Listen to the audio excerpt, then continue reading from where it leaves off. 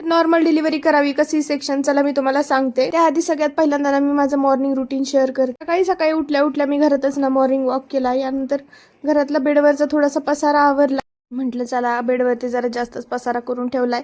ते आवरल्यानंतर आपल्या मनाला सुद्धा समाधान भेटेल की आपण जरासं काहीतरी काम केलंय. आणि रूम सुद्धा स्वच्छ आणि फ्रेश वाटत होती. यानंतर उठल्या उठल्या मी दूध आणि बिस्किट खाल्लं. खरं तर हे बिस्किट खायची सवय मला मोडायची आहे, पण दवाखान्यात असल्यामुळे ना मला ही लागली होती 4-5 दिवसातच. यानंतर ना डॉक्टरांनी मला पोटाला बेल्ट लावायला लावला आहे, पण जेवताना तो काढायचा आहे, त्यामुळे नाश्ता करताना तो मी काढून ठेवला. तर नाश्त्याला आज होतं आळूची खीर आणि दूध. यानंतर मग मी पिलूचे कपडे आवरत बसले, घडी घालत.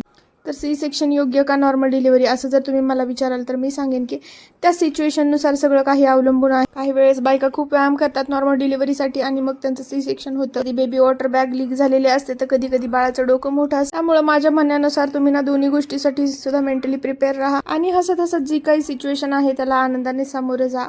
Thanks for watching. Bye bye.